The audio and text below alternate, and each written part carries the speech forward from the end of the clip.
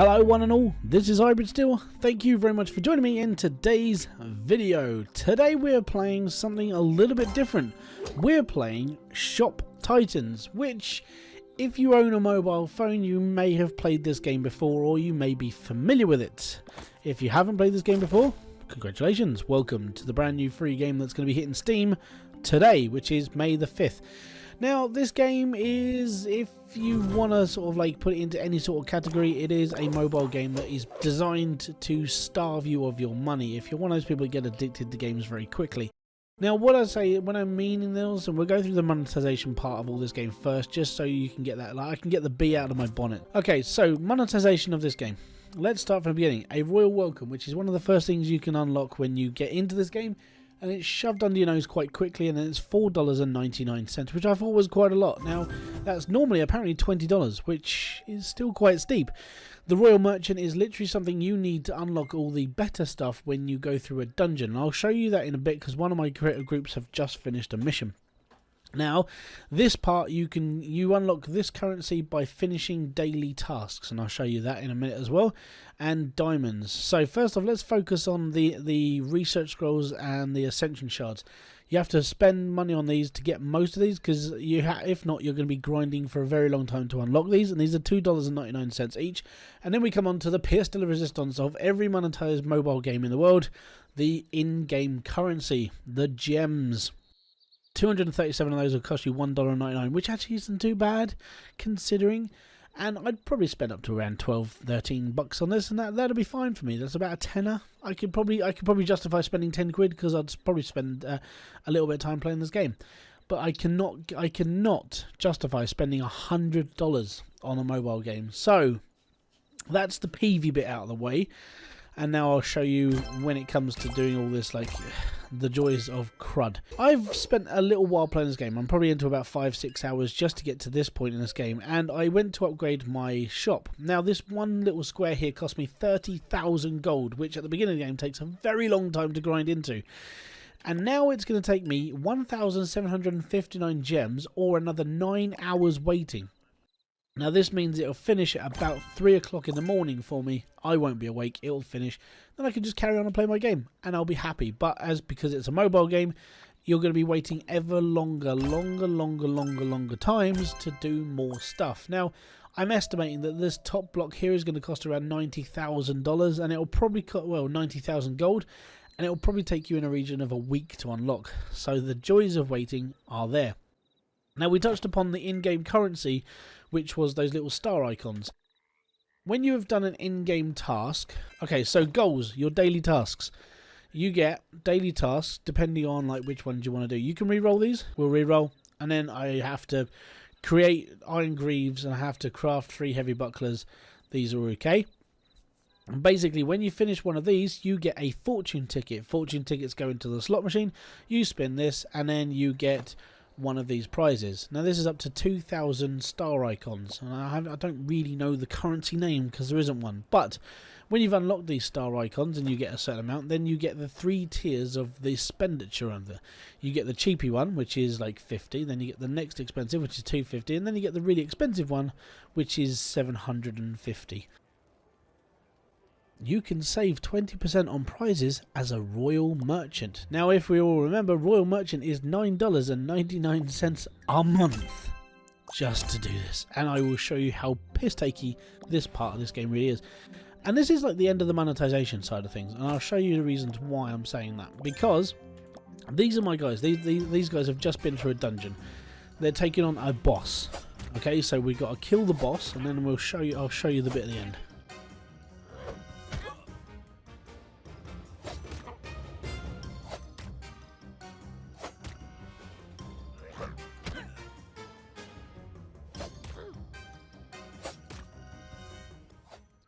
There we go, we've killed the boss of the level.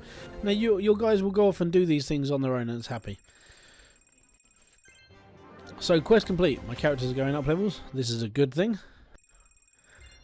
We're 1/3 of the way through. And this is where it gets to you. So when you've run out of storage space and you've got too many of the one icon, it will pay you in money.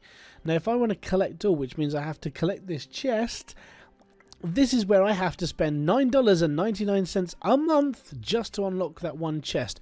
Chests are basically loot boxes, and they're a nightmare. And this is a chest. Now, in order to unlock this chest, I need one key.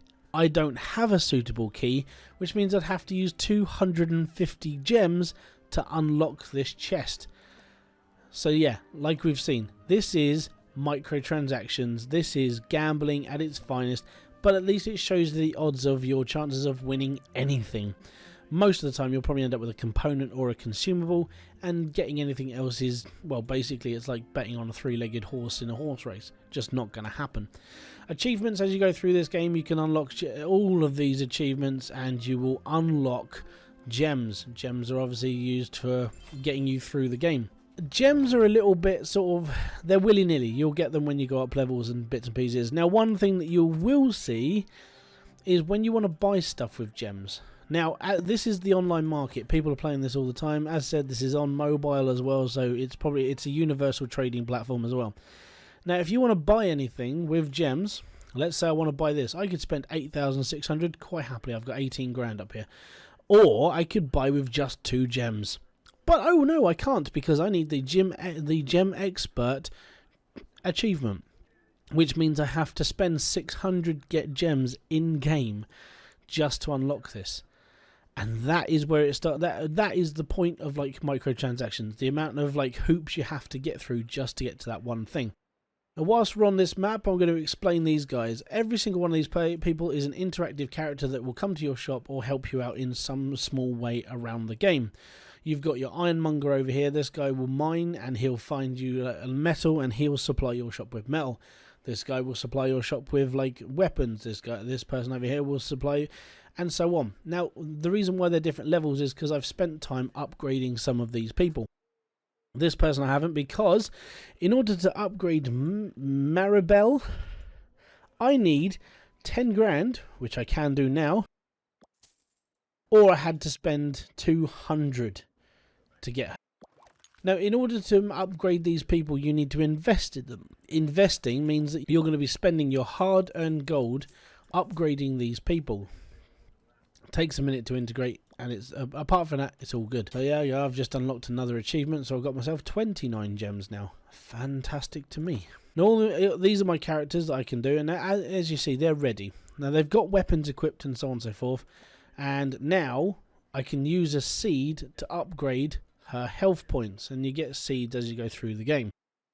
All of this stuff is stuff that I've created in my shop, and if you can optimize, and it will basically click the best stuff. Or you can go on the marketplace and you can find stuff that is relevant to this character. Now, if I want to spend 955 gold, I can buy a warm tea, and that basically helps this character have an extra 10% of shield, and that means her defense is better for the next fight. And you can do this to every single other person, so you have got the option to upgrade whoever you want, whenever you want, and wherever you want. That's the plus side. I like this little system. This is quite nice. It means you're sending people off to their doom to get stuff for your shop and be happy doing it. So these are the people that are main helpers within the town. So we've got Wallace, Alan, Julia, and now Maribel, and these people will basically supply my shop with a certain ingredient or something that I need within my shop. So that's the adventure. This is the adventuring side of the map away. If you do see this sort of thing, this is offering help. You can actually look into requests of people that need help from your guild, because you can create your own guild, and creating your own guild basically means that you'll have all your friends here. They can help you do bits and pieces. You can grab bags by earning this currency. You'll get this for like finishing bits and pieces as you go through the game. Guild perks. Obviously, this is my guild perk board, which, gotta be honest, I'm not really fussed about all this at the moment. You got your bounties board. Bounties board is stuff that you can do to increase reputation and so on. Then you got your friendships, and if you have people within your guild, then it's all good. I don't have anybody in my guild because, in fairness, I'm literally playing this on my own. I don't know how long I'm going to be playing this game for, which is why I'm not really inviting anybody in. Okay, so let's get into the shop side of things. Now, you start off with a 3x3 square, which is basically this square here in the middle.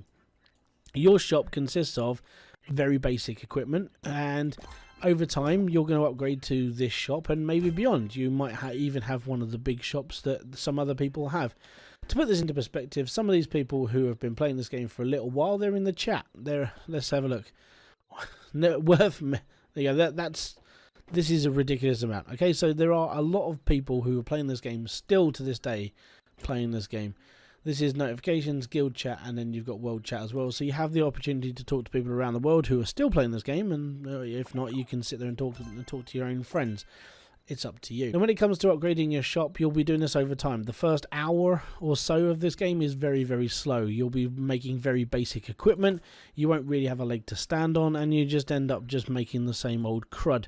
And when I say this, literally the same old crud. The plus side to this means that you're getting in the sort of like the routine of making stuff when you really need to.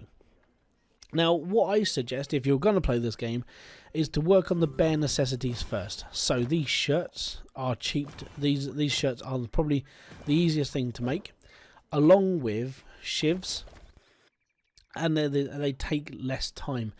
So you want to basically be banging out as much equipment as possible. Now, when you unlock something bigger, then you've got like a small stock to stand on whilst you're delivering to customers, and it's not going to be a lot of money, but you'll get there eventually. So I would start on just doing the bare necessities. Now when you get to, like, when you've made so many different variations of this stuff, like I'll show you this in a second. I've mastered like three different pieces of equipment, and that would be the things that I have made. If I come into this menu, these 3 items I've mastered. I can't get a higher level than this. I'm not even sure how I can ascend them any higher than what they are. So what you do is you master an item, and as you're going through the mastery, you're unlocking different weapons and different variations of that weapon or suit of armor. When I researched the shiv, as you research the shiv, it goes up a level at these little bars at the bottom. So I'm going to research the javelin for you, and I'll show you the example of what I mean. So I only needed to buy a few of these. Now I'm going to show you what happens after a minute of time. Built 3 javelins. These things are almost finished now, so I'll wait until they're ready. Now I think we only needed to build 2 of them to get the next perk. So there's 1, there's 2. So the blueprint's leveled up. We're now increasing the value of that item as well, and we get a research scroll. Now as you go through research scrolls, and I might be able to show you this now. Okay, so we're going to do it with the flip-flops, and I'll show you what it means. So when you get the next level, means it's going to be a little bit more worth more while. This icon just means it's going to be worth, like, it's going to go up a level. And this icon, the little, when you get a blue icon, it means if you make this item, you're going to get the next upgrade for it. And I'll show you this in 50 seconds. Okay, so here we go. We're going to look at the sandals now. Ready? And now we get the blueprint for the soft shoes. Now we use our research tokens, and now we can build soft shoes. And that's basically the evolutionary chain within this game. If I was to keep building flip-flops, then I would master them out, and I'd have another one of these, basically. And that's how it goes. So as you go through every single item on this list and make them as good as you can, that's what you're aiming for. You're aiming for the best of the ability, the best that you can create them, and basically just roll with it. So all in all, I mean, the game itself's not that bad.